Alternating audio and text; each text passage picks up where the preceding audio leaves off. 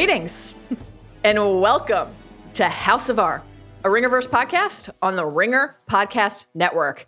It is my absolute pleasure to invite you not only back to our favorite Freeport, Red Hook, but also back into the House of R. Joining me today, reminding me that there's nothing in this world a good cup of coffee can't fix. It's my favorite Punisher, Joanna Robinson. Hi, I'm Joanna Robinson, and she didn't say it, but that's Mallory Rubin. You didn't say your name for the first time ever. Hello. So tired. It's a very special day. It's a very special day. We're here to crunch. Okay, here's a quick question for you. Yeah. As Frank Castle is crunching on some, I don't know, pain relievers, one assumes. Yeah, I don't like chewing pills, as you know, from our White Lotus conversations. Were you thinking of Tim Ratliff and his dry pill swallowing? I was indeed. I was like, I retract every negative thing I said about Tim Ratliff because at least he was swallowing and not fucking crunching a pill. Yeah. Anyway, is this what people come for on a Daredevil pod? Good question. Who's to say? I don't stand with Frank Castle on the pill chewing, but I do stand with him on the deep and abiding love for a good cup of coffee. That's true. We are here, in case you can't tell, to talk about the finale of Daredevil Born Again Season 1. But before we try to figure out whether they are, in fact, calling Matt Nightgown Man now, some quick programming reminders. Going to do these in two little buckets because we're heading into a big stretch where we've got Last of Us and Andor happening at the same time. Yes. Here's the slate. Going to run through it very quickly. House of R deep dives for The Last of Us, Mondays. Mondays, baby. Midnight Boys, pew, pew. We'll be potting in instant reaction fashion to The Last of Us on Sunday night. Monday, we'll see. Early in the week, top of the week. Nice. The Watch, we'll be checking in on Mondays. On the Prestige TV podcast, Joe and Rob will be checking in on Wednesday nights, Pacific time, Thursday mornings if you're on the East Coast. Mm-hmm. And Button Mash, Ben and Daniel will be checking in with a gamer's guide on Thursdays. We will have coverage across the ringer.com. What a great website. It is a full court press. We love The Last of Us. We can't wait to cover the rest of the season. Yes. Check out our episode 1 pods if you haven't yet. Those are all waiting for you already on the feeds. So good. I'm so pleased that we're back in The Last of Us territory. Same. And I had such a good time recording The Last of Us episode 1 with you. Same. The best. I'm like despondent we only have 6 left. I know. But also thrilled we have 6 more to talk about. And then at the same time, we will, at long last, be diving back into Andor because season 2 of Andor starts next week. 3 episodes of Andor are going to be airing every week, and we will be there to cover them. Here at the House of R, we will be doing our Andor deep dives, and they will be deep. I mean, they will be deep. How deep, who could say? But Tony Gilroy knows. Deep. Tony Gilroy knows. On Thursday evenings, most likely, is when those will be hitting your feeds. And the Midnight Boys, pew pew, will be checking in on Andor on Wednesdays. Obviously, Chris and Andy will be talking about their favorite piece of Star Wars over on The Watch as well. What a great time to be us. Joe, we're also only 2 weeks away from Thunderbolts. Thrilling. The most important film of the year, Thunderbolts? Exactly. Cool. Just so. Cool Just story. so. Let me ask you a quick question. How can the people follow along? Oh my God. What a fantastic question. First of all, you can watch us, by the way, on YouTube, on the Ringerverse channel. You can watch us on Spotify. Inside of the Spotify app, you just pull up the podcast and there's our little faces talking about content. It's a great time. So in order to do that, it would be a good idea to follow the pod on Spotify, wherever you get your podcasts. Subscribe to the YouTube channel. We love that. Follow us on social. That's a good idea. Jomi does a great job, as always, on all the social channels. You can see some unhinged, out-of-context clips of us talking about mushrooms or whatever the case may be.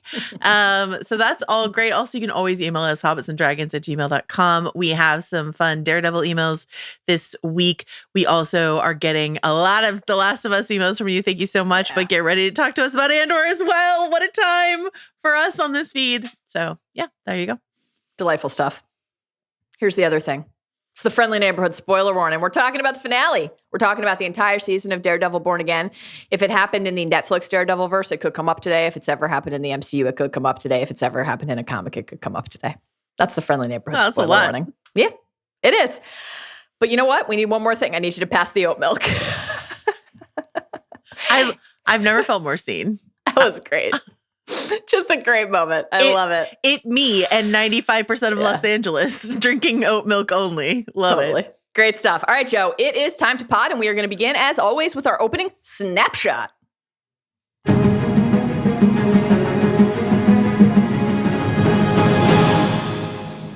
Episode 9. Straight to hell. I feel like you should say it in your Fisk Vanessa I feel like voice. that's the only way you can Straight to say hell. it. Episode 9. Straight to hell. There it is. There it is. Vanessa. Vanessa. Directed, once again, by Aaron Moorhead and Justin Benson. Written by Heather Belson and Dario Scardapane. Runtime, 59 minutes. This checked in at a full chunky hour. Chunky. Robust. Joe, before we dive in, we're going to be going broadly chronologically through the finale today. Give us your quick thoughts, little table setters here, a amuse-bouche of takes on 3 things. The finale itself. Yeah. The season overall. Yeah. And your feelings, anticipation level, relationship to the impending 2026 release of Daredevil Born Again Season 2, based on how Season 1 concluded. Yeah, great question. Thank you so much for asking me. Hey, you bet. First and foremost. Straight to hell. Straight to hell. First and foremost, I hate to get ahead of ourselves. This is really a The Last of Us thing, but do you remember how when we recorded The Last of Us episode 2 weeks or 9 years ago, whatever that was, I was talking about how in the video game, instead of a bear outside of the market, Yes. Ellie and Dina see a moose. And I was like, yeah, but can you really make a good food pun with moose? Yeah. And a bunch of our listeners wrote in with a moose boosh. A moose boosh. So see, this is why, I mean, there are a lot of reasons why the Bad Babies are the best, but that's why. That's why the Bad Babies You are just the said best. a moose boosh. I was like, I can't wait to share with you. Even though we moose will be boosh. together again in mere days I couldn't to talk wait. about Last of Us. I love it. Okay. I love it. Guess what? I What? liked this finale. Yeah, that was great. I liked it. I think a lot of people liked the last 2 episodes. I've heard a lot of, I guess, we're back, baby. I wasn't here last week for the penultimate. Thank you so much to Ben Lindbergh and Daniel Chin for filling in. But I heard a lot of, we're back, great. This is the era of the new showrunners, these last 2 episodes, blah, blah. I wasn't as high on last, despite an excellent turn from my guy Dex. I wasn't. I've heard that you can fix him. I know I can. And now he has a tooth that also needs fixing. And that door that he was standing behind needs fixing. Yeah. There's Step a lot. 1, the dentist. Step 2, a window guy. A door pain guy. I got a glass guy. It's Pain fine. guy. I bet you do. I believe do. that. I do. Anyway, so I thought the penultimate was fine, good. I thought this was really good. And I had a great time with it. It doesn't change my feeling about the season overall necessarily. I still feel like it was a quite patchy season. And if anything, it kind of underlines a lot of the problems of the previous episodes, because when you have Frank and Karen, your favorite character, Karen, show up, she might be. and I know, Honestly. and all of a sudden there's actual depth of emotion and connection between the characters. You're like, this is the stuff, Lionel, And so it's it just makes, with love and respect to Cherry and Kirsten, it just makes it feel even more of a failure, and Heather certainly, that it never really felt this way with any of those characters. But I really loved the Karen, Frank, and Matt stuff. Give me a love triangle. I'm all about it. I thought the Fisk stuff was good too, and it doesn't change my feelings about season 1, but it does make me more excited for season 2. So I'm feeling pretty good about it. Before I take it back to you in the studio, Mallory Rubin, can I read? Oh, bug setting. I just love when to see her enter. She's here to claw at my foot. Bug, sweet for bug. attention. If you see me cringe and flinch, it's because she sunk her little needle nails into me. Okay, so can I read 2 emails quickly before I get to your take on it? Okay. Give us the double cost, Steve. We got several emails from people being like, hey, I want to talk about why this season has been working for me, right? We got a bunch of those at the end of the season. Great stuff.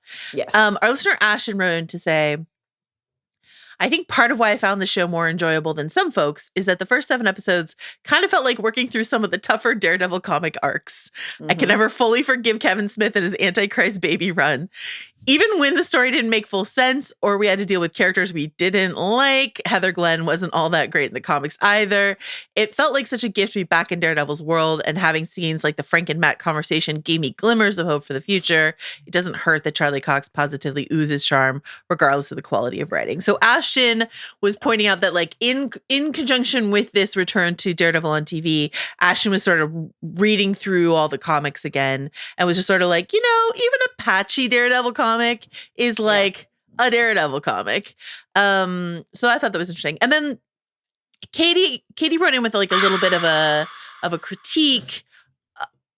I do think without question the Frank stuff enhanced this last episode, without question. Did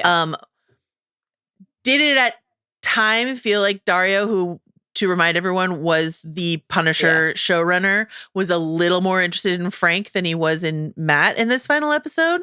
Yeah. Maybe. And so Katie says, some moments made this episode not feel like a Daredevil show. I loved all the cast of content, but not if it means we're spending too much time away from Matt, which also leads into my final point that this episode felt like a great mid-season episode, but not a finale. It was like we were brought right to the inflection point of the conflict, and then we were given a wall. We're missing a major showdown between Daredevil and Kingpin, but I guess that's more illuminating of the fact that the original creators intended this to be an 18-episode season.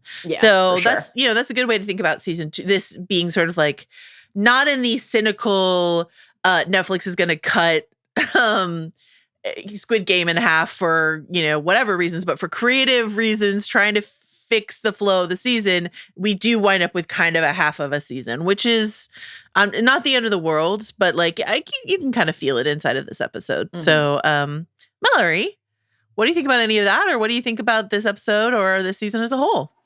Yeah, I really loved the finale. I liked episode 8 quite a bit, and I thought this was even stronger and just a wonderful way to propel us forward into a season 2 that will be crafted in full by the folks who gave us a strong end to this season. So that's really exciting. I'm they pulled me back in. I'm quite looking forward to season 2 and to the Punisher special. I think to the point in Katie's email, which is totally valid, that it all worked for me so well, I think, because I'm such a sucker for the John Barenthal, Frank Castle performance in general, and just will take like literally any of it that I can get. But also because like we weren't with Frank on his own. I mean, frankly, it's an area where I think a lot of the valid critiques of the season, which is just we never spent time with anybody away from Matt or away from Fisk, really, worked in this sense because the return of Frank was really oriented through his relationship with Red and through Matt's point of view and Frank and Frank's point of view of Matt. I loved the Frank stuff in this episode. I can't wait to talk about the Frank, Karen, Matt scenes. I just thought it was absolute magic, and it gave me that feeling in my chest and my heart that I just absolutely love. I thought it was great. I just was like, I feel happy that Karen was back. I feel like I could hear your heartbeat. Yeah, it's just adrenaline, maybe. Yeah, maybe. Show a deep-rooted love. Who could say? Maybe both. So I loved all of that. I thought that the Fisk stuff in the finale was so disturbing in our current world that you can't help but toast how effective it was. Yeah. And in general, just really liked the finale, and I'm looking forward to season 2. I'm with you. I think that the fact that the end of the season was so strong made me more frustrated with the parts of the season that weren't. I do not run Marvel or any studio. Don't run Disney. So who am I to comment? But the fact that they knew what they were doing originally wasn't working and knew they needed a reset, and then found something successful in the reset, but still kind of put out the Frankensteinian cobbled together, we'll save what we can and we'll introduce what we can. I guess there are bottom line reasons to do that. Certainly. But you do sort of wish in a world where reality didn't factor in and certain decisions didn't have to ultimately be made, that we could have just really started over and done this a certain way from scratch. But anyway, fun finale. Can't wait to talk about it. Should we dive right in? Let's just do it. Deep dive.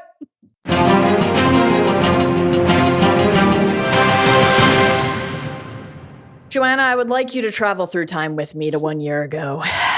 Okay. When Vanessa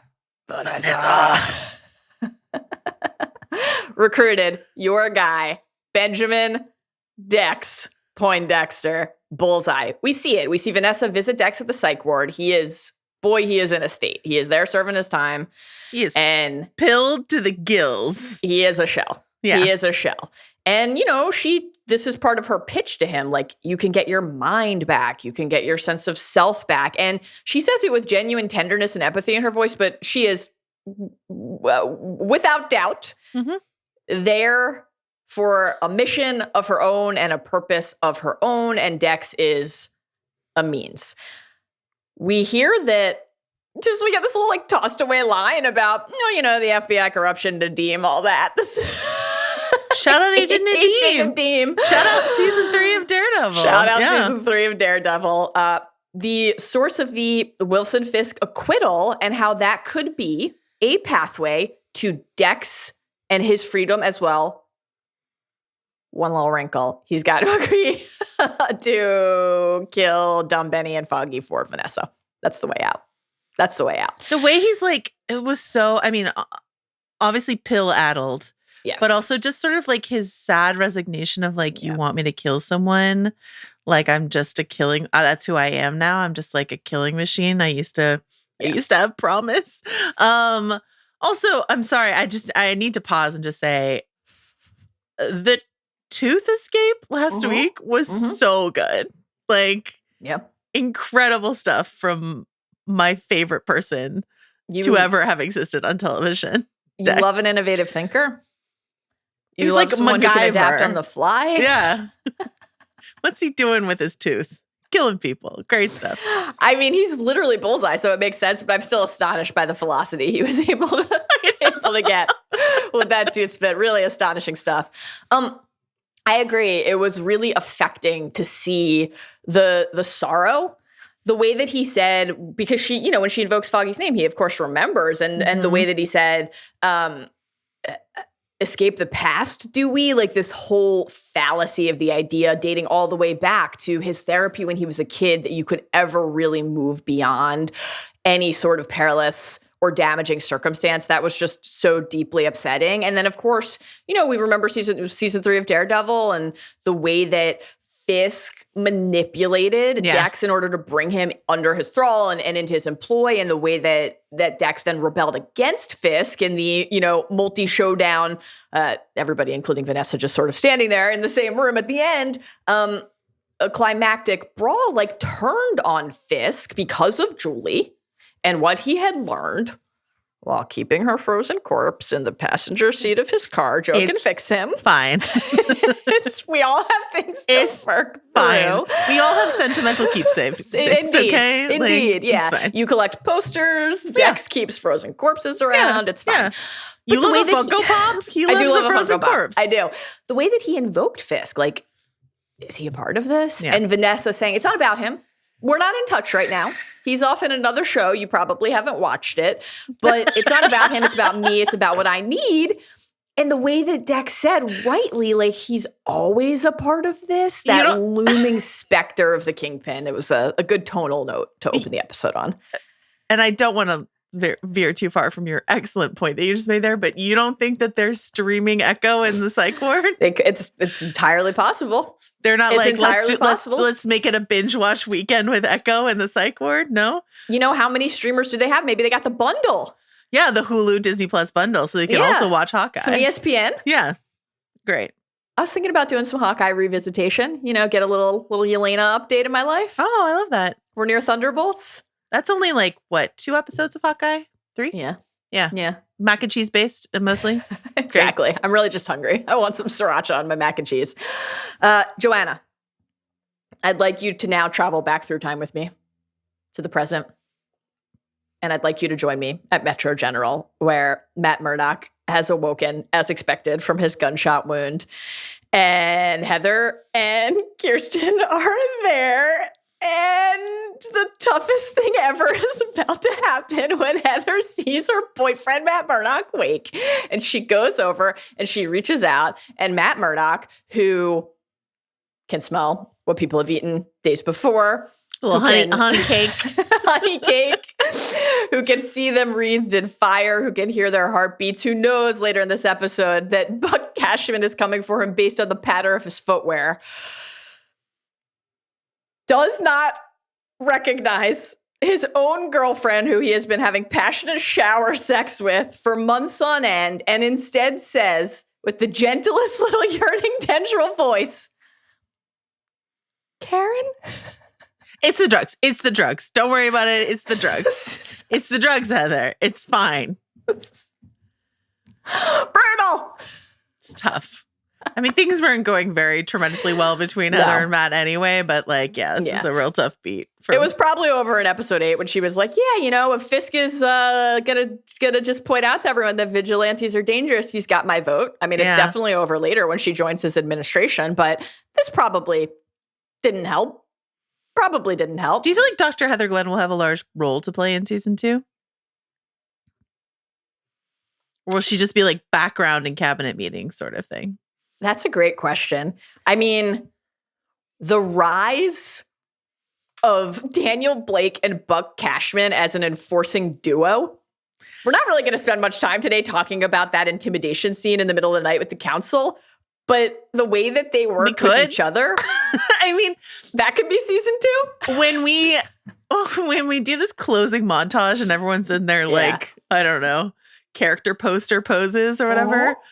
The golden light bathing your guy, Daniel Blake, was just truly astounding. Really astonishing stuff. He went from enthusiastic dipshit who tells his boss he was high on ketamine and accidentally let spill the city secrets to genuinely intimidating mini boss with a quickness. That being said, I liked the baby development in last week's episode. It's great to know that. Overdue.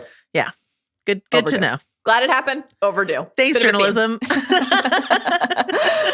Matt gets a little sip of water and then he's immediately ready to dive into detective mode. Kirsten and Heather both have strong reactions to this, but there is a distinction, right? When Matt is running through his questions, is Dex still at large? Okay, Vanessa ordered the hit. Foggy knew he had to win. Oh, Melvinese. Kirsten mentions the motion to dismiss. Kirsten is like, Matt, I'm worried. Later she'll say, I'm really glad you're okay, but like we got to have a major talk when you get through this. But she at least engages. She gives him some information. Heather's response to this is just, she's beside herself. She goes to the chair in the corner. She puts her face in her hand. She's sighing deeply. She is not aligned with Matt, and she is clocking that now in a way that is no longer something either of them can ignore.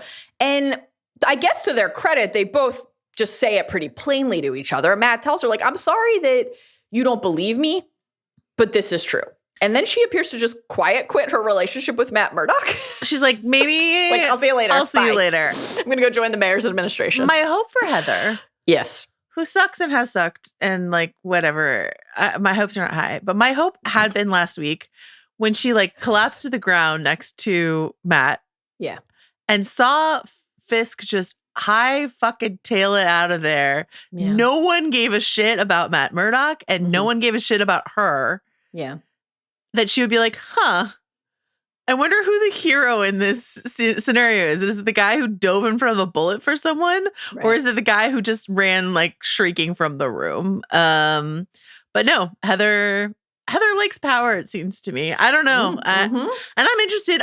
You know what? I'm a little interested in Heather's villain era. So if that's what Heather wants to lean into in season 2, I'm here for it. Okay. A pro Heather take at the end of the season. I mean, great stuff. Well, we were talking about this. Okay, yeah. You mentioned earlier the stuff with Fisk at the end throughout really has been such a Trump era reflective story. And it's funny because on the Prestige pod, Rob and I were covering Your Friends and Neighbors, and John Hamm is out there trying to say that Your Friends and Neighbor is like the show for the time. And I'm like, I don't know about that. I was like, but you know, like Daredevil, The Last of Us, Andor, like the genre shows are really coming through in like a show for our times storytelling. The Ringerverse content, the House of Art content is really like a mirror reflective time. So yeah. Upsetting given the text of all of those shows that we just mentioned. It's fine. Everything's fine. I mean, you know. Anyway. God. Okay. So Fisk and Vanessa. They're back, baby. They're back. Can I read this great email we got from Brandon? I'd love it. Who says, I do like how another rabbit in a snowstorm was made with Matt's blood all over Wilson and his white suit. Yeah. Any thoughts or feelings about that? I think that was why I was totally content to see the white suit return, you know, and it's a black tie ball. You were Let's hoping get fancy. One and done. Yes, I am dismayed, as you surely anticipated I would be, that we are back in full too. Of course, comics accurate.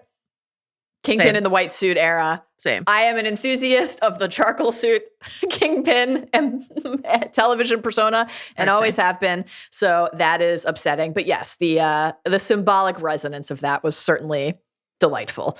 We have a lot of ties to the past with Wilson and Vanessa in the season overall and in these last couple episodes, because this moment, you know, their version of like the hospital debrief is Vanessa taking a drink to steady herself, saying she's shaken, trying to muster the courage to tell Wilson after they had this breakthrough. We've kind of said it all to each other. Oh, I kept one more thing from you. And that thing is, I violated your season 3 finale pledge where you told Matt Murdock you'd never harm Foggy Nelson or Karen Paige. And then you went to the diner with him this season and said, I kept my promise. It wasn't me.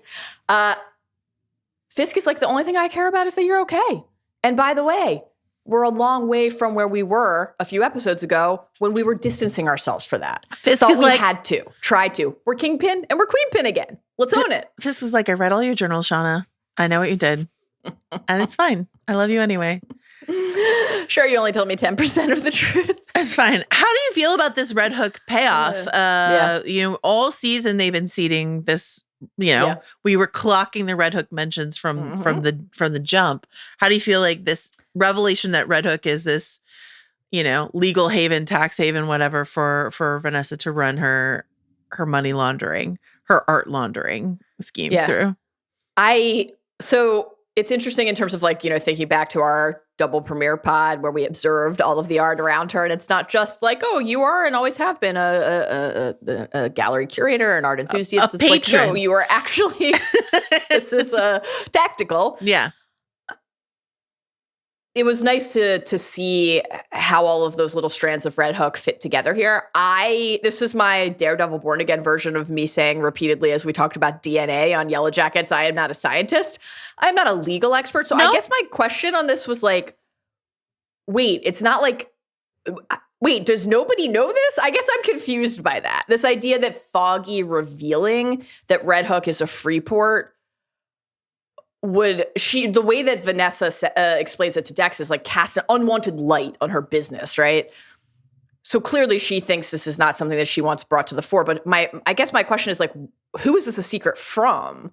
Maybe other crime lords, but like presumably governments and legal bodies. But it feels like it was lost to time, similar to like Sam stumbling upon lore in a dusty library somewhere, just sort of like, in an obscure document, here's this Freeport information that Vanessa also stumbled across, but so did Foggy. The other question is, and I don't know that I know the answer to this, and maybe they said it in the season and I forgot, but like the Benny and the truck robbery, like was that more directly related to the crime? So it's like, it's not just, oh, this is a Freeport, that knowledge, but that knowledge is directly related to a case that is connected to Vanessa's criminal doings. You know what I mean? I think so, given that we then later saw the other truck jacking and that connected to the families all under this, the umbrella of crime that they're seeking to control.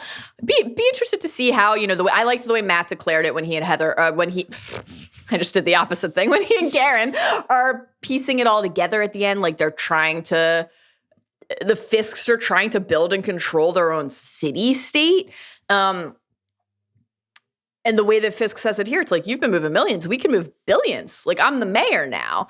And, you know, he put it, he put it to Vanessa. He said, I ran to save the city, but opportunities present themselves. Like this idea of justifying his descent back into his true self. We I loved also the love- diner scene at the beginning of the season, and so many of those ideas came back for both Matt and Fisk here, right? Yeah, sorry. I was just really going to quickly say that I always love to note, drilled into me by my English teacher in high school, when people use passive voice. Yes. For him to say opportunities present themselves, Right. removes his own agency from this. And it's just sort of like, I can't help but act. this just comes to me. I'm just here in a suit. I don't know, and then the opportunities present themselves. So yeah. Sheila just brought me this tape about Gallo. I definitely didn't want to intimidate her into. I know it's a tough one. Sheila, it's a tough one. The fact that she's like crying and looking guilty, I'm like, spare me your fucking tears, Sheila. If you're gonna sell out, sell out. Oh my god. Anyway, I know. Yeah, it's very, very painful. That whole plot line and sequence is just incredibly dismaying. When Fisk said to Matt at the beginning of the season, let's say I followed a road less traveled and at its end I found a new man. And then when he's talking to Matt about himself, like, I love a man who rises above his nature. Good luck with that, Murdoch.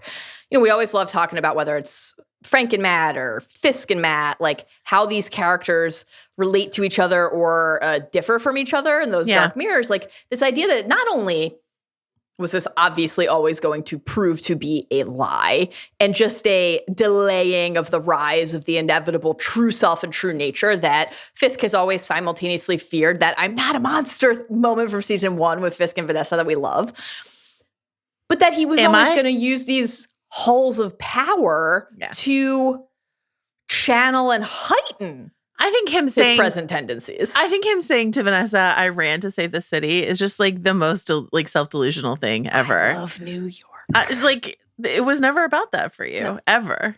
And you can tell yourself a pretty lie. And Matt, Matt tells himself pretty lies all the time. So, that's fine. But like, it was always about power. And it's also always about like your father's shadow, your father's thoughts and feelings around what it meant to truly be in power, is to be in government, all of that sort of stuff. So yeah, at least there's a little bit more self-awareness inside of Fisk here at the end when he's like descended to hell with me and cheers with me over a plate of, pasta, etc. Like that's delicious, honestly. I am a carb Beautiful guy, champagne and flutes. I want to be a carb guy, and I support that for you, Wilson Fisk. What did you think? He's unfolding this Safer Streets initiative, first in a smaller room with his trusted advisors and the not so trusted advisors that he is attempting to smoke out and suss out. And then eventually, of course, to the city at large. The performance like in this scene, it was hysterical, not in a ha-ha funny, but in a like uncontrollable mania fervor. way. Yes, as yeah. he's talking about no body cams, no due process, no warrant, lethal force. I encourage it, once the bridges close, the tunnels close, he's going to bring in a Con Ed guy to force a blackout of the city that he will then pretend was someone else's sabotage. He is relishing putting the city that, to your point from a minute ago, he is claiming to try to protect and save and nurture into an active state of harm. Yeah. So that he can then fix the problem that he caused. And this is again, a textbook and a playbook that in our current moment in time, this is just like so upsetting to watch. And I thought with everything with both Sheila and Gallo, you have these two different like versions of somebody who seemed to be an opponent inside, right? Sheila is more like, I tried to say all these things to you. I tried to point these things out, the way that she says to him later when she briefly thinks he's walking it back. Like, well, that's totally fair. Sometimes our response can be like a worse sin than the original offense itself, but then succumbs and perpetuates which is corruption and rot. Very human, and I'm really glad that it's represented here, that we have not just the Bucks and the Daniels, but the Sheilas who self-preservation compromise, like that the member of the task force, Luke, who later says to Gallo, like, I'm just trying to survive. And like, thinking about, I know that this is not a political podcast, but like going back to last week's episode, in the kitchens of the gala, when a guy gets his hand put in the hot oil of the fryer and Gallo, it's so disturbing now and in fiction to see people just barrel through reprehensible behavior while even someone is shouting to them, these are the consequences, and they're like, what fucking consequences? Right. And that's like that's not real. That's how I feel every single time I open another like New York Times headlines and they're like, the Trump administration has decided to defy the courts. It's like, just like, what consequences? Like, and how can you stop me? How can you stop me if I don't believe in the rules we've established as a society? And this is what this Fisk administration is just sort of like, what rules? Right. What consequences, you know? Yeah. And like, I mean, we hear from Matt at the end of this episode, you know, the Matt Murdock, Daredevil, the man without fear, invoking that kind of language for the city without fear. Right. Well, the oppositional force of the Fisk administration as a tyrant without fear, an administration without fear. Totally. They're not fearing that any challenge will ultimately do anything but crumble, either because of the desire to survive, self-preservation, like what we see from Sheila, or because Fisk believes that he will prove stronger, that he will either be able to use sheer force or cunning or money or any other lever of power to remove an obstacle from his way. So saying to Sheila, like using Sheila to eliminate Gallo, these two obstacles in different forms is like, from his perspective, from Fisk's perspective, just perfect poetic justice in all respects. Like to say to her, well, you know, in business, there's always a tipping point. And he's like theoretically talking about the city and the state of play right now. But he's, of course, saying to her, like, this is a tipping point for you. Here's the test. Are you going to pass or are you going to fail? Put your ear to the ground. Are you going into out everyone. Are you going into a cage? Right. Or are you going to put someone else in a cage? Right. Or not even a cage for me to smash their head like Gallagher smashes a watermelon. You know what I mean? Were you ever expecting to go full Red Viper on Disney Plus? No, though I will say the popping of the head, of course, is disturbing and distressing and upsetting and all that sort of stuff. Yeah. But there were also moments in Frank's violent rampages. Yeah. There's like one giant gout of blood that comes out of someone's groin region that I was just like, yeah. Wow. Yeah. Disney. Okay. Yeah. Some real like waterfalls of blood from neck and head areas as well. Astonishing stuff. Very, very, very, very, very violent episode. But it was like the groin geyser that I was like, wow, groin geyser. Wow. Here we are. Okay. Yeah. Groin geyser. Like, I didn't do it. Frank did it, not me. I just named it. You just named it. You just described it. You're just podcasting.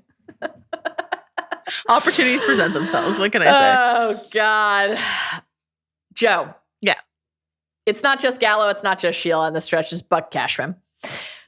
Fisk is like, listen, I don't agree.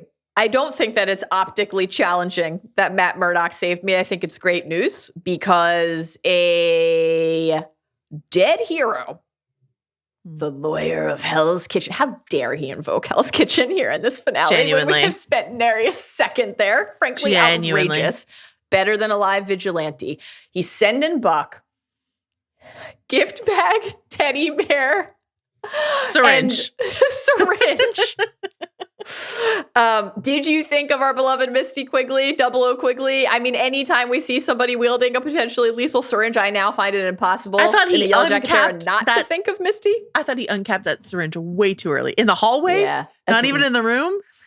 Okay. Yeah, I agree. It would have been so easy. I mean, Matt, spends much of his life processing not wanting to kill people, including in this episode. So he would not have done this. But, if it had been like Frank Castle around the bend of that door, you walk in an open syringe, you're getting it in the neck, man. Yellow Jacket season 2. Okay, so listen. Our listener, Patrick, wrote in to say, can we talk about how over the course of 9 episodes, no one in New York, a city notoriously not lacking for asshole citizens, love and respect New York, just spend a great week there. I didn't write this, Patrick did. Okay. Called out or questioned that a posh British man is walking around calling himself Buck. There's no world in which this man has fellow Britons calling him Buck. It's such a weird adaptive choice to turn the comics character into a British dandy. I feel like I'm taking crazy pills. All right, Patrick. Welcome to a segment I'm calling Let's Rename Buck Cashman. And I would like to float to you, Mallory, Rubin, a few options. Okay, are you ready? Yeah. I mean, we're keeping Cashman, even though the Brits don't really even say cash, but that's okay. Quidman? Quid Cashman. Mm-hmm. No. Pound Cashman. Okay. Farthing Cashman. Farthing Cashman's good. Yeah. Halfpenny Cashman. Tenor Cashman. Mm-hmm. Yeah. Tenor I like. Sixpence Cashman. Yeah. And if you want to go a little antiquated and make it sound like a more normal name, you could do Bob Cashman. Yeah. I don't mind that. I like Pound. You like Pound Cashman. I like Pound Cashman. Because it sounds like an adult entertainment. It transitions us nicely and positions us well for Daredevil Born Again After Dark, which is really what I'm hoping season 2 will be. Steve has suggested Cash Poundman. Cash Poundman is also very good and fits in our new spinoff. Cash Poundman. Okay, with love and respect to Farthing Cashman, who lives in my heart forever, it's gonna have to be Cash Poundman going forward. And I'm for it. Cash Poundman it is. Thanks, Patrick. All right. Wow. Great stuff. Great stuff. Chicken Cherry Cola didn't really last, but Cash Poundman might. Joanna, it's time for the Punisher to return. Again. Matt, hearing Pound Cashman's little pitter-patter in the halls. Escapes the hospital. Cash Poundman escapes the hospital, makes his way, hospital gown still on, this will become important, back to his apartment where he senses that Frank Castle is waiting for him. And they share just a vintage little exchange, high comedy, love the repartee between these two always. Frank says, you know, you're a wall-to-wall asshole, power goes out, you got nothing to make a goddamn pot of coffee in this house. To which Matt replies, well, not everyone lives in a fallout shelter, Frank. Is that a new costume? What do they call you now? Nightgown man? What about you? Aftershave and a haircut? That all for me? No, it's not, Matt. It's for Karen. Though I would have kept the beard and the long hair. He doesn't know. He doesn't know what it does to people. Okay. Someone who goes by @RadarSenses on Twitter with an excellent screen grab of Matt walking down the hallway in his hospital gown, wrote, do we think Matt walked or parkoured all the way home from the hospital with his ass hanging out? And then someone who goes by @EvenDerek said, that's Hell's Kitchen's ass. And I just want to applaud That's Hell's Kitchen's ass from Even Derek on Twitter. Love that. When Matt got up to suit up later and Frank said, you're not going to do it with your ass hanging out, and Matt gave him the finger, in the running for my favorite moment of the season. Just sensational. How do you think Matt got home? It's a great question. Okay. It's a great question. You couldn't grab a robe. Don't they have robes, like thin blue robes at the hospital? Something like that? You know, steal some clothing just, from tied someone. A little knot. There's a blackout. Steal Everybody's some in a scrubs. panic. The looting's about to begin. Yeah, scrubs would have been good. Steal some scrubs from Dr. Whitaker over on The Pit. He's always going through scrubs. That's a Pit reference. Okay.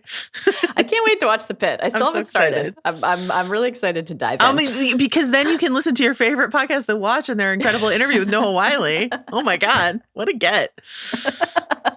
He was at the office. Can't believe I missed it. I mean, speaking of a beard and some hair, Noah Wiley. My goodness. Robbie. Dr. Robbie. Bad baby. He's right. Dr. Robbie Rabinovich. You're going to really love him. Mallory Rubin. Wow. Yep. I did not know that was his last name. It's Rabinovich. Oh my goodness. Okay. I'll be amending my weekend plans. Great. Fuck you, Andor rewatch. I would never say that. No. Of course not. Joe. Yeah. Matt says to Frank, I thought this wasn't your fight, right? That's where we left it when we last gathered in your fallout shelter and you threw a mug of water at me. In that weird scene where do you think that scene would have gone? If they originally shot it to show up elsewhere, where was it showing up? It's a great question. Like in last week's episode? Maybe. I don't know. Maybe, yeah. Or like the one before. Yeah. So give Frank an episode to shave and get a haircut. Slap on some aftershave. So that he's ready for Karen. Yeah. Frank's still not sure, right? Even inside of this episode, he's going to go on a little journey with what his decisions and steps are going to be. But he says, I made a promise. I made a promise that I'd get you out alive. That's because of Karen, as we will soon find out. Absolutely wonderful stuff. And then it's time for that really horrifying battle that we described. All of the blood, all of the violence. Frank's like, fan full of shitbags. If they come up here, I'm not playing patty cake with these fanboys. And this is, as always, the eternal debate between Frank and Matt. Frank has one approach, and it's a lethal approach. And Matt does not want that and implores him multiple times in this conflict. Can I say not to do it? How much I hate when this happens. So like we have the fight. Yeah. I don't mean to yada yada through this. We can go blow by blow, but like no. Cole is hanging out, pinned, wrist pinned to the wall. They find the bullet, the casing with the Punisher. He's the one who killed Hector, but Matt's like, we're not killing him. That's not who I am. It's not happening. There's like 9 other dead bodies in the room. And I really hate it when like a bunch of people have died and we're like, no, but and Matt's like, I'm holding the line at the one who we identify as being the worst. Right. He's the one I'm going to make sure we don't kill. I really hate that. I mean, Frank kind of makes the same point, right? When he like turns to the other guy and fires. Like, what about that guy? What about him? Yeah. God. I have a question. Yeah. And you're much more of a Frank Castle connoisseur than I am. Did he always grunt like that in his fight scenes in other appearances? I think he's been a gravelly grunter at his core for some time. I will say he was taking a lot of like close range. I mean, later with the task force, they say, non-lethals. So, but still, he's taking like kind of concussive level force off of his torso. And, he gets a pretty gnarly neck wound in this stretch. It was almost... exerting himself. Cash Palman territory. The grunt sounds that were coming out of this is John the American Bernthal. Gigolo. Great. I mean, shout out Showtime. Shout out the show that literally only you and Bill watched. But we did. But 2 people watched it. And it was us. You. And it was us. Anything else about the Cole Hector reveal or the arguing between Matt and Frank or the violence of this exchange before the grenade comes in to blow up our least favorite apartment? Here's to new living quarters for Matt Murdock in season 2. Buy Heather, buy apartment. Let's go back to Hell's Kitchen. Seems you know what like did make me sad thinking what? about this though? The card? The foggy card. Don't worry, he had it in his Daredevil costume pocket. Was it in the hospital gown? Was it in the crack of his ass? He grabbed it. He grabbed it on his way up to the crack. Okay. He grabbed it on his way up to the room. That's like always so many places to keep it. I don't know. Okay. Oh God. Our listener Dave says, long-time listener, big fan. Thanks, Dave. He says, I was watching the Daredevil finale and saw a great subtitle while Frank was doing what Frank does. Disney Plus gave us, quote, flesh squelching, and it immediately made me think of your recurring Netflix subtitles bit. Dave was demanding we bring back the Netflix subtitle segment back. I do miss those. Those are fun. Yeah, The Last of Us is a great time to bring it back. So, it's a great call, Dave. Perhaps you will hear it soon from us. But yes, flesh squelching Watley, let's say. The Frank Castle special. All right. Oh God. Let's hear it. Molly, let's hear it for your favorite character on television. Let me just be very, very real with you. Yeah. They jump out of off the balcony, they escape the grenade. They have a cute little like you're an asshole, I know moment. And then a car pulls up, the headlights bathe our screen. And out steps Karen Paige. Yeah.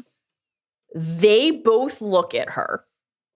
And then Matt, as we will later understand, hearing Frank's heartbeat, turns and looks at Frank. And I felt so alive and happy and understood watching this. Yeah. Not only because of what you said at the beginning, like I love a love triangle. And there were, when we get to the next scene at Frank's shelter, at his lair, the way that in various moments Matt and Frank they each feel like the third wheel. They each feel like the interloper in something very private and like it's so good real with the other two. But like beyond that, which is very charged and powerful and important, everything that happened with Frank and Karen and Matt in this episode took us back to a place of like, they understand why the characters are important to each other and to us. Mhm. And it just felt like we were watching the show that we thought we were going to get to watch. And it felt right and good. Yeah. I was so happy. Absolutely. The way that like Karen holds Matt's history. And I understand that like the idea of Born Again, the idea of Matt pretending to be someone else, pretending to be Foggy inside of the season conceptually is interesting. Like conceptually is interesting. Yeah. In practice, surrounding him with Cherry, who kind of pretends to know him, and Kirsten, like, again, I hate to like keep drumming this. It just like never worked. The way that just like a look from Karen works and, a look from Frank works. And so the three of them together and then to put this love triangle, which is existed and not existent from previous content, like Karen and Frank have this like, there's always been a vibe, but it was never like Frank has been yearning for Karen. That's not really a thing. And then like Matt and Karen were flirting at the beginning of the season, but also like famously he didn't go up. He didn't. Yeah, I mean like Matt and Karen has been like there was Elektra, there was this, that, the other thing. So it's not like they're like the OTP, but to put this dynamic together, to put Frank and Matt, because the Frank and Karen stuff in season 2 of Daredevil, leaving aside the Punisher show, in season 2 of Daredevil, was largely Matt was absent fucking around with Elektra. So like we didn't really get the three of them together to view this dynamic. And so the Frank and Matt dark mirror aspect and then Karen feeling a pull from both of them is great storytelling. And fantastic. A love triangle always works. Jesus, great stuff. Love it. I hope this is very present in season 2. It should be the story of season 2. I agree. While we also this and Dex apartment shopping. Dex apartment. Okay, here are 3 priorities. Yeah. Number 1, love triangle. Yeah. More I heard your hearts. Number 2, Dex. My window guy will be there momentarily. Yeah, she's got a ping guy. She said it. And number 3, let's go to church. Let's get our ass to church. We have to. So just hearing Matt at the end of this episode invoke like God and when he thought God was punishing him, and then what he thought his purpose was like, okay, it's a nugget. And Karen's like, I'll play Fatherland Anthem if you need me to. I'll do it. Karen's like, what can I do here at the end of the show? As it turns out, true Swiss Army knife. Okay, we do have to expand that list though. 3 is not enough. We have to go, I think, at least to 4 and probably to 5 because we have to make room for. Come on, I mean, we have to make room for Buck and Blake. Sorry, Pound Cashman. Cash Poundman. Really struggling with it. It didn't lock into place for me the way I wanted it to. Okay. Obviously, we need time for our beautiful brutal boys there. Not to be confused with the Brutus boys. You just looped Sean Fennessy in with. I don't know that there's any looping Sean Cash into Poundman and Daniel Blake. Born Again.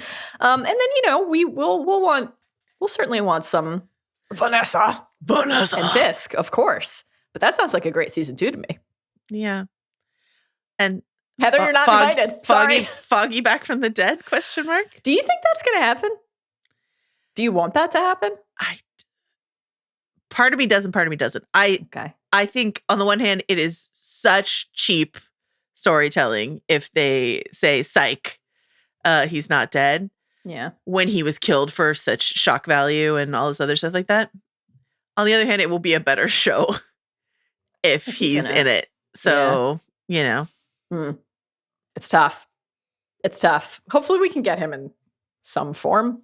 Oh, flashbacks for sure. I mean, I think they've said that he is in the second season. So like flashbacks at the very least. Great. We love a Foggy Matt flashback. But yeah, I mean, Eldon Henson, like, I love you. I want you to be employed. If they have to, I hate a resurrection and a fake out death. I hate it. This is one case where I'm like, it would be better for the show in the end if they did. Yeah, Before we can make our way toward everybody really declaring that they need an army. Yeah. We got to clean up. We got to clean up. We got to stitch up. It means we're going to Frank's bunker. So the first dynamic that we get is Frank over watching Matt and Karen in a mirror. I mean, come on, guys. Stitching up his wound. And this moment between Matt and Karen, just tell me everything that you thought and felt watching this show, because it's the first time as we understand this, the first time they've seen each other or interacted, spoken since that moment of parting, of Karen passing over the devil horn for Matt to finger at Dex's sentencing. Like, they're back together. And how did it feel?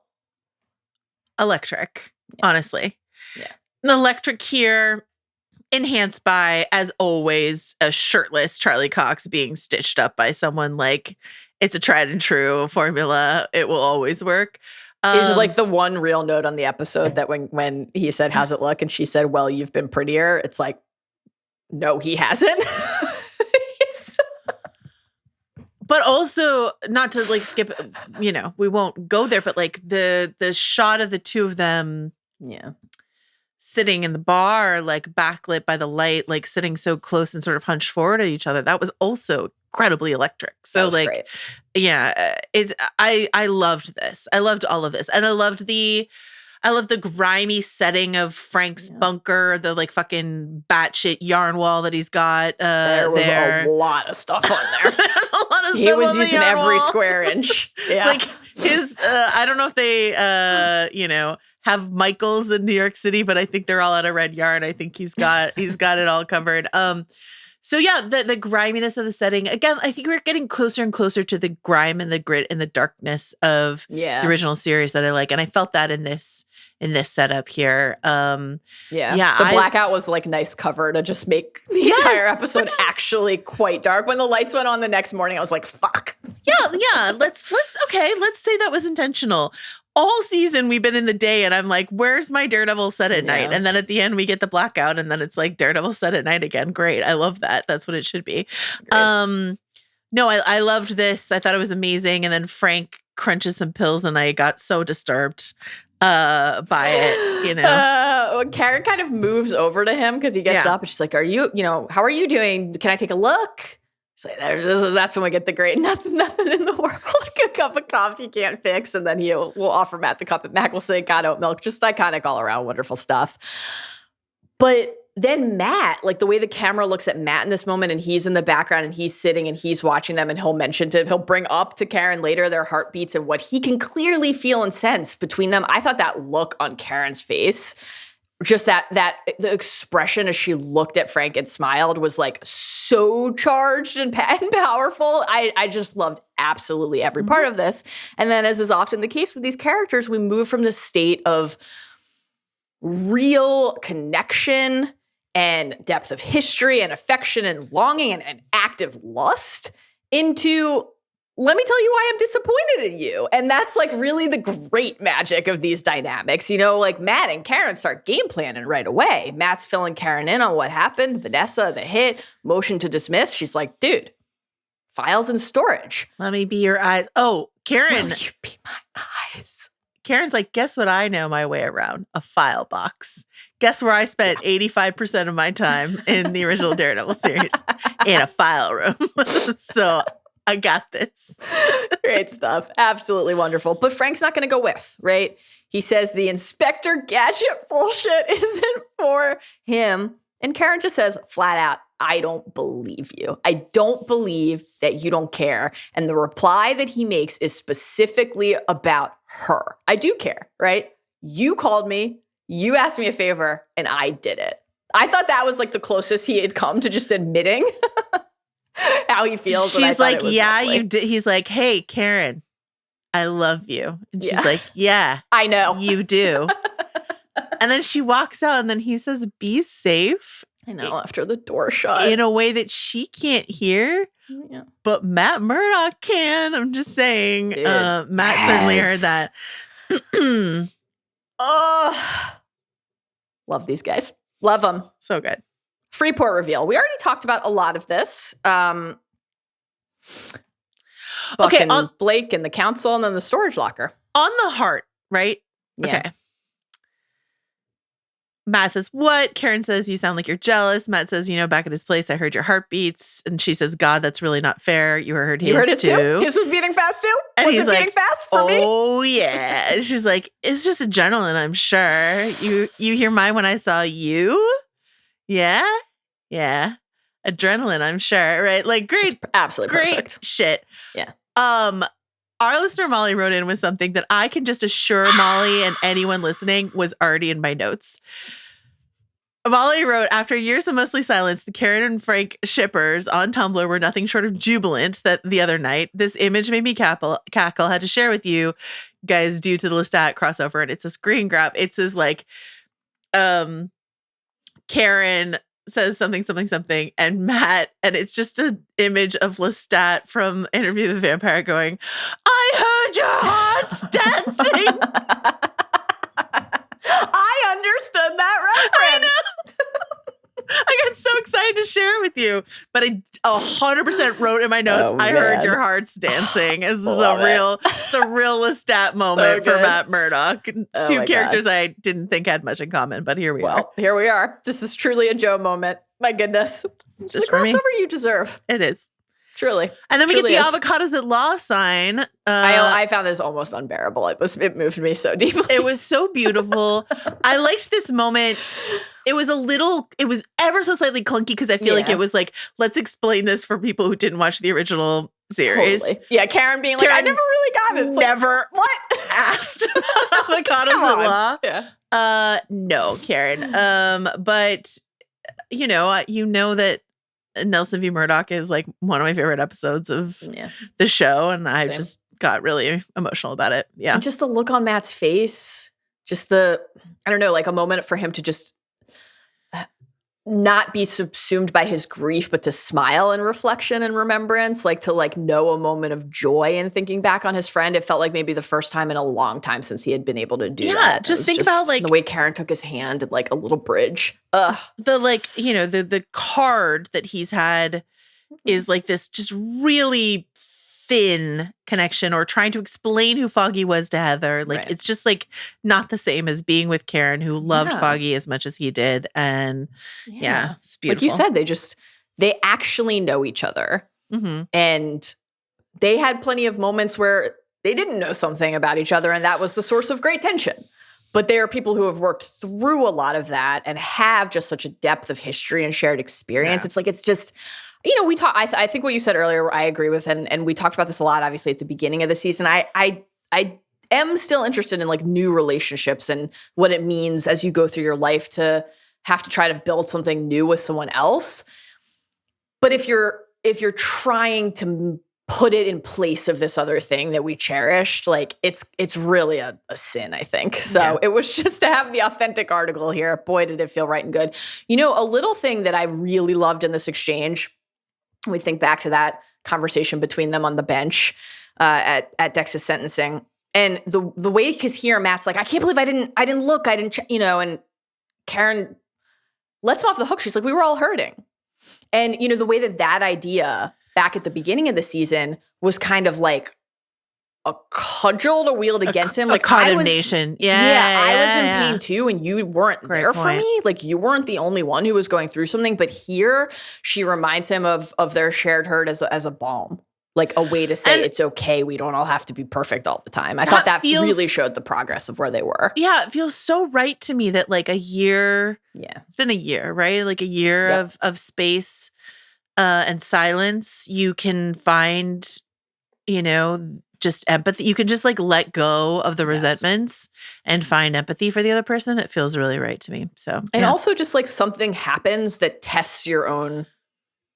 conviction, right? Like Matt was in peril and Karen knew she wanted to make sure he was okay. Like period, right? And sometimes you need those moments of clarity. Not that she ever would have not wanted Matt to be okay, but it's like that was just the driving force. I will call Frank. I will send him to Matt.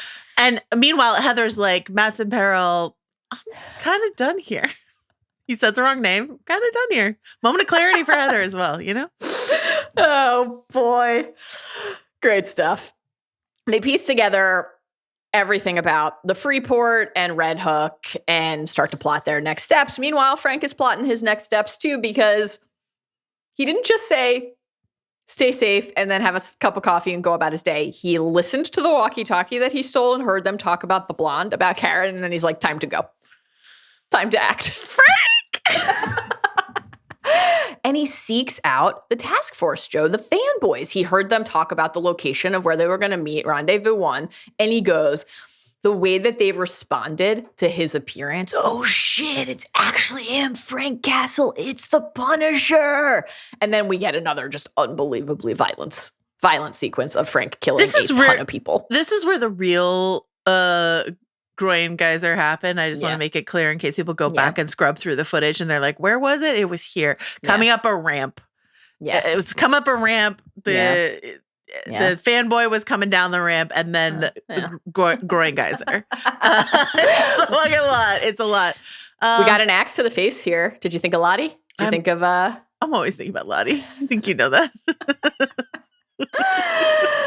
Oh my gosh. Yeah. So this whole interaction with Powell, I think Powell has been a good use. I feel like I understand Powell better than Sherry. Like, it's just been a weird season of television. Yeah. But Powell as this sort of B-string villain and his interaction with Frank really works for me. Like, it really worked. This whole thing. And this whole entire ACAB, fuck the cops who think the Punisher logo exemplifies what they do and whatever. It's great for the show to interact with that. So no, I totally agree. I thought this is like this Powell Punisher stretch and the Fisk Gallo stretch are intercut with each other.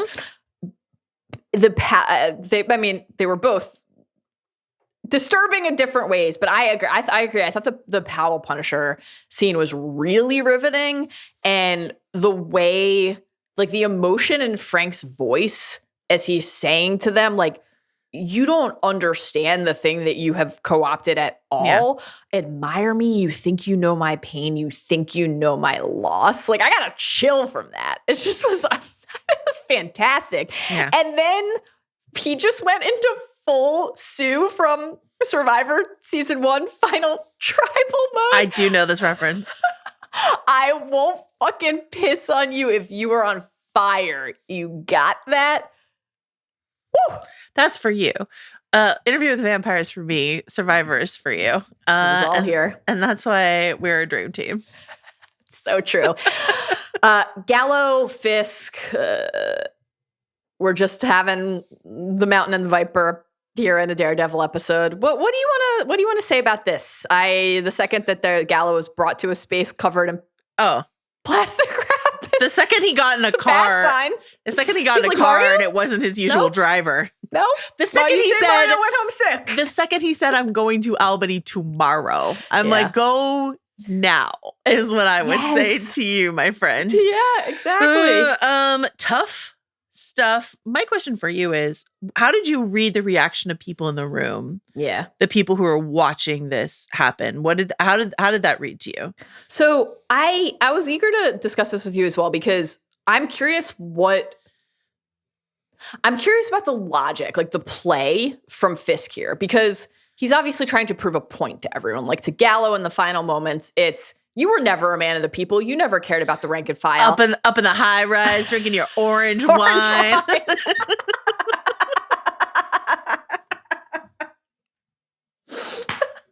Exactly. Oh my God. Daniel Blake, I was thinking multiple times in this episode, he's got so many like Oz-Cobb vibes to me. Like, he really belongs in Penguin. I hope he makes his way to Penguin season 2 somehow. It seems to me like, even though Fisk is trying to show this new personal army, hey, not only do I care about you, I'm right there literally with you. I will get my hands as dirty as anyone in order to do this thing, to protect this thing, to build this thing, to tell myself and you that I'm doing all of that. I thought that they seemed very disturbed by what they were witnessing. And like, perhaps this was a miscalculation on his part. I also think that this is just kind of stupid. Like, there's so many witnesses. Yeah, exactly. Like a ritual that's meant to maybe solidify and cement allegiance ends up leaving you vulnerable. And that feels foolish to me. But I guess he's just banking on the fact that the threat, it's not only show them what you're made of, it's and imply what will happen if they stray. And he's banking on that. I guess so. This was a very gross television scene. Disgusting. I gotta say, before even the squashing of the head, the sounds like of the compressing bones. Oh yeah, Same thing it's happened a no for me. Same thing happened on with the Mountain and the Viper. There's a lot of like screaming and struggling before the pop. You know. Oh boy.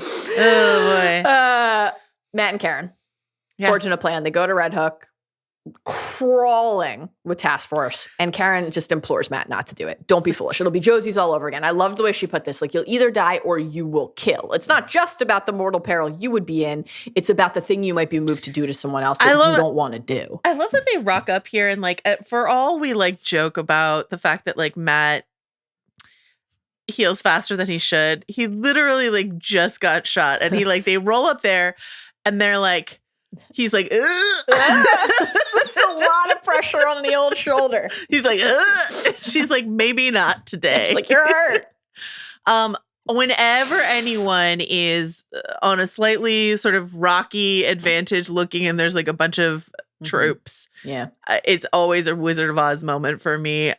So I was thinking about that, but yeah, it's Did you think that Karen should have said like, we have the high ground and just gone forward, or no? Did you think this was the right call? It's over, Task Force. We have the high ground.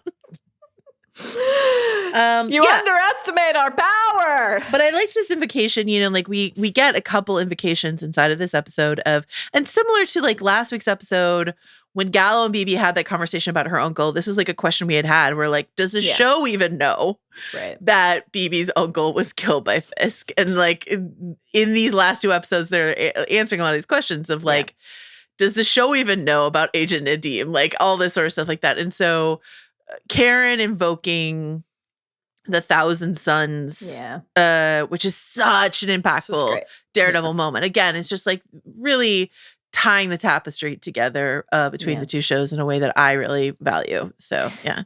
I totally agree. And I think this scene also, obviously, in addition to forging that thread to the past, opened a door to the future because Matt's like, you're right. I'm not going to act for Ashley, but I do believe that we can beat him. I do believe that we can win. We need an army of our own. I felt pretty sure as a trained viewer of the MCU that we would then be seeing any number of characters, but like specifically Luke Cage and or Jessica Jones in the stinger of this episode. And that did not happen. Instead, we got Anthony! Kirsten. Well, Anthony. But we got Kirsten and Cherry and Josie and that one cop lady from the bank episode and some other cop, like two other cop ladies. And that's our army right now. And I'm saying, it's like, where's Jessica Jones? It's not looking great. Where's Luke Cage? Just still figuring out the details before it's not, we're, season 2. We're in the paperwork era. Yeah, we're working on the contracts. Yeah, that's what it felt like, right? Yeah, 100%. Oh man, good stuff. Kristen Ritter's like, fuck you, pay me, okay?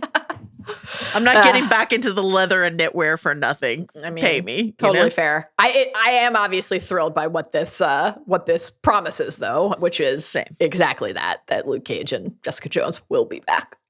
Will you take Danny Rand? That is a more complex one. Not you, Danny. All right. That is a more complex one. Joe, we end the episode on these like dueling declarations of intent. We have the Fisk pledge. The lights have gone back on in the morning. He has invited Heather to be his commissioner of mental health. She accepts gladly. Disturbing stuff. Very disappointed in Heather. And then Fisk addresses before he does. Yeah. I just want to say, like, I rewound it like 5 times to watch Sheila go, sir, and Daniel physically pushes her back. Sir, So excuse Incredible. me. But do you think she was just going to be like, you should be sitting down rather than standing and leering and leaning? Or was she going to be like, by the way, are we sure this is the right thing to do? She has not had a shower. And so she's like, because, sorry, correct me if I'm wrong, she wasn't at the Gallo head popping, right?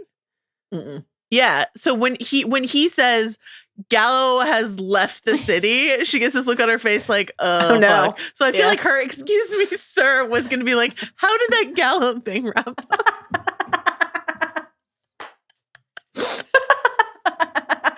Sir, one moment of your time. I meant to ask.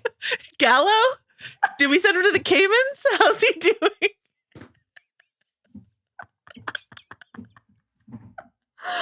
Oh my God. Sheila.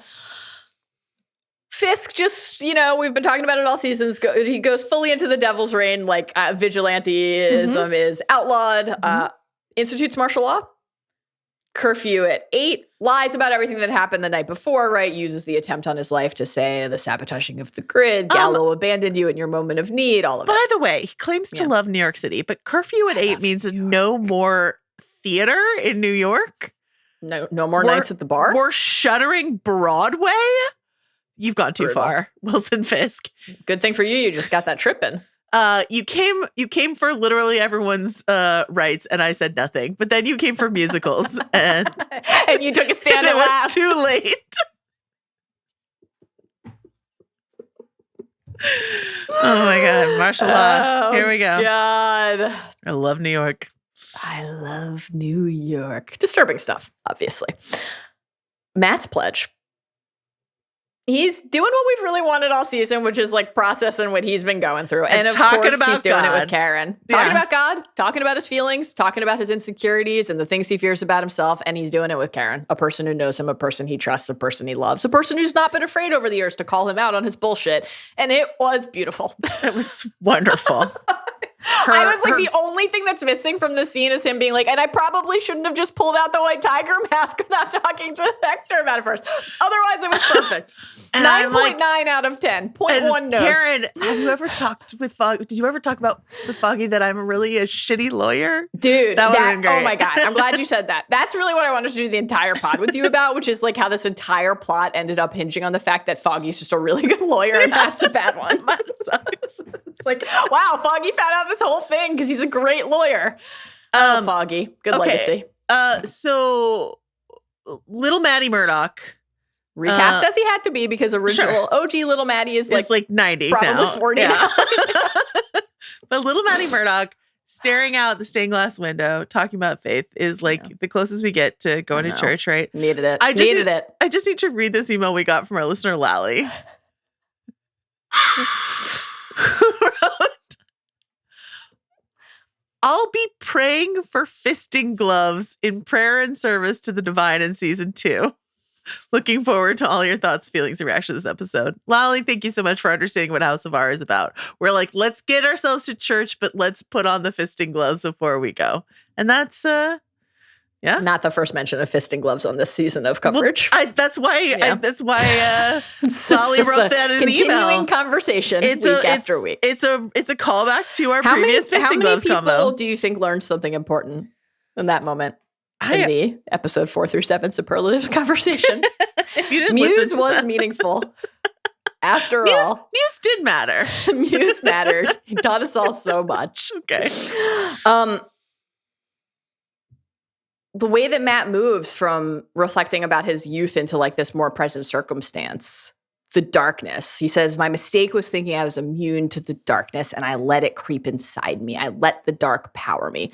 I threw Poindexter off that roof. Karen, I wanted to kill him. Like the way that he said that, Karen, I wanted to kill him. And, it made me think of a couple things from the beginning of the season, but also just the beginning of the show. Like we talked about in our Top Moments episode when Father Lantom and Matt in season 1 of the original Daredevil series were talking about like the idea of the devil and do you believe in the devil? And to Matt, it was of course in theory about Fisk, but like also it was about the thing inside of himself and the symbol that he would end up adopting. Yeah. So it's always been there with Matt, and to have that like resurface here as active text was very satisfying. And then of course in that diner conversation with Fisk and Matt at the beginning of the season, like the way that Matt talked about the thing that he feared in himself and how it had surfaced, like a line was crossed. I felt that I lost the privilege. And despite the good that I was doing, I was causing damage. So for Karen to like hear this and then use Foggy, whose loss caused this, to say like Foggy knew who you were, every part of you, right? And he loved it all, whatever you want to call yourself, whatever's behind the mask, behind your eyes. That's wrath.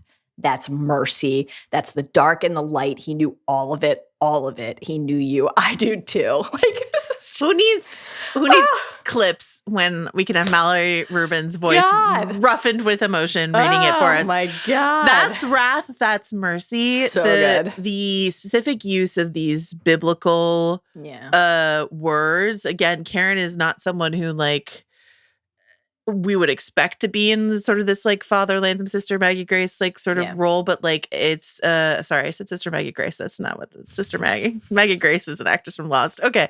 Anyway, but that's wrath, that's mercy. I got like chills. Yeah, that's wrath, beautiful. That's mercy.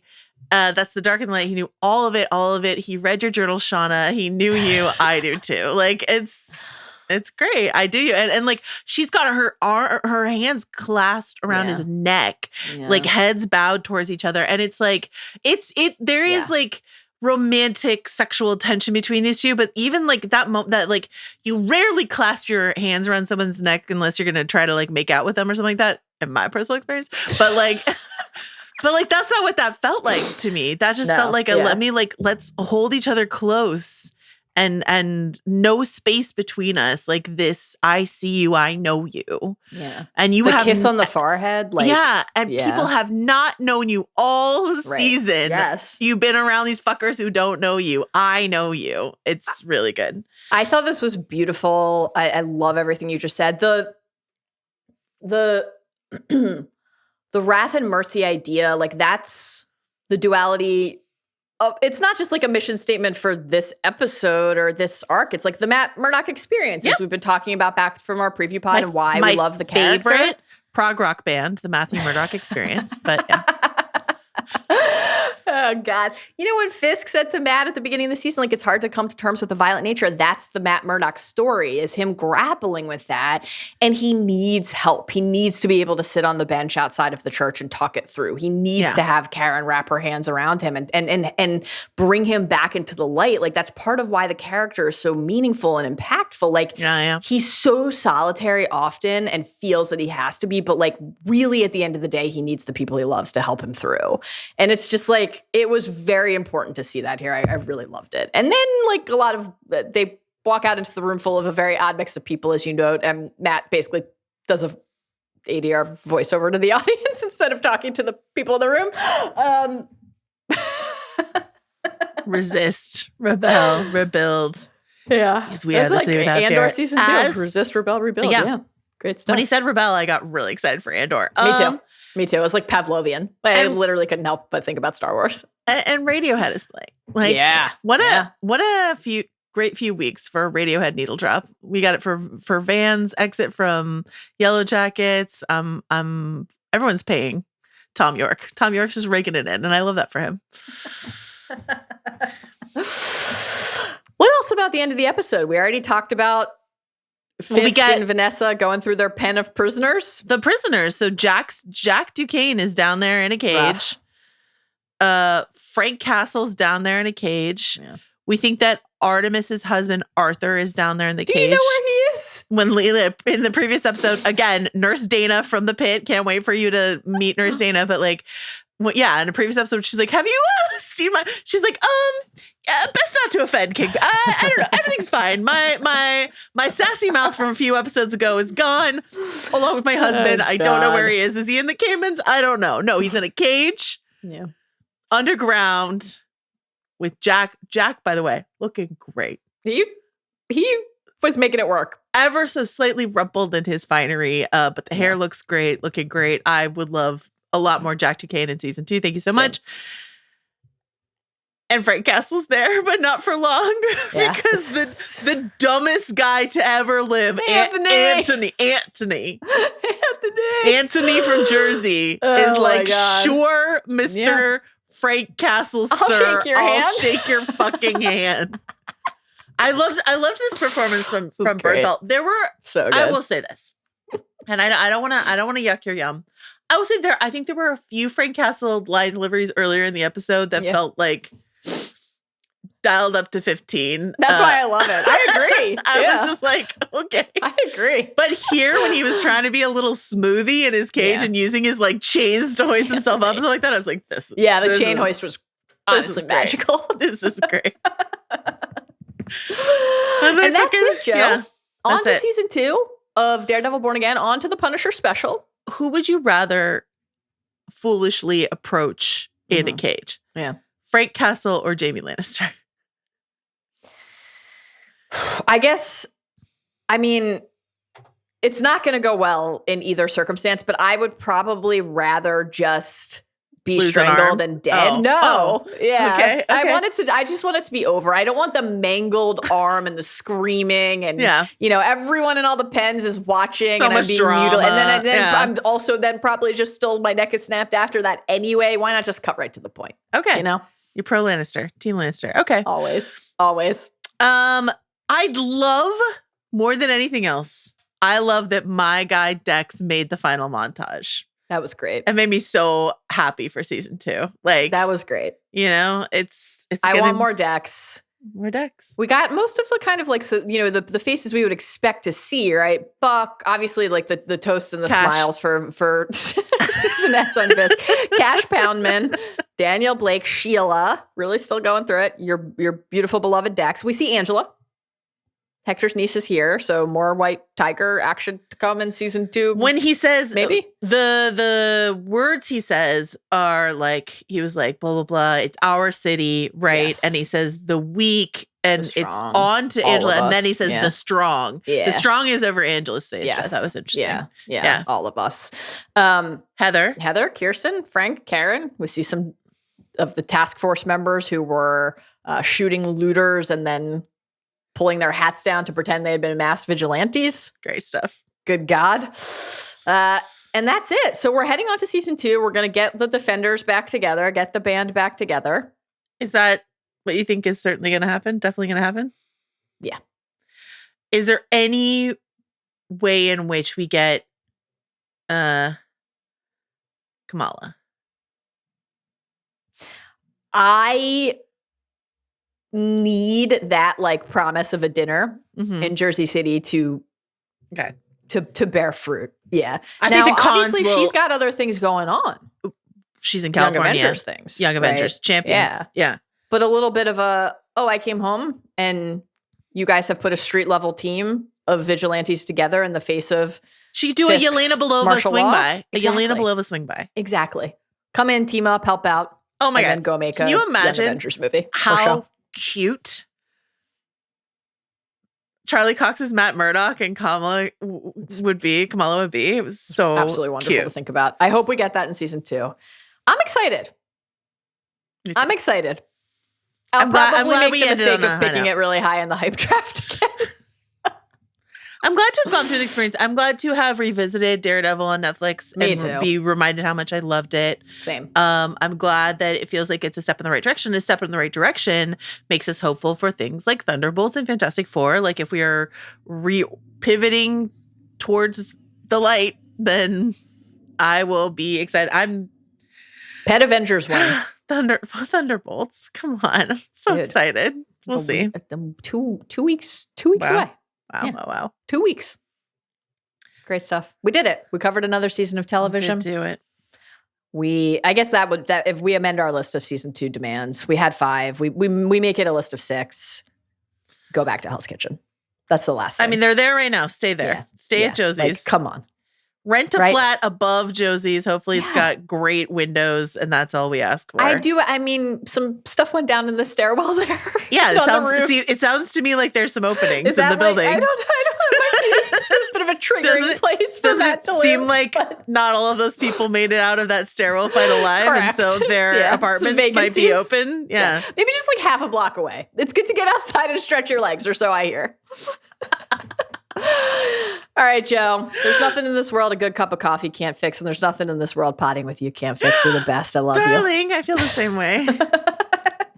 Thank you. So it's time to thank everyone. Thank you to today and this season, Steve Ahlman for producing this podcast, John Richter for all of his work on the video aspect of this podcast. Thank you today to Oscar De La Luz for helping us out with the video production as well. And of course, as always, to Arjuna Ramgopal for his production supervision and Jomi Adeniran for his work on the socials. Until next time. Yeah. We love New York. The fungus loves too.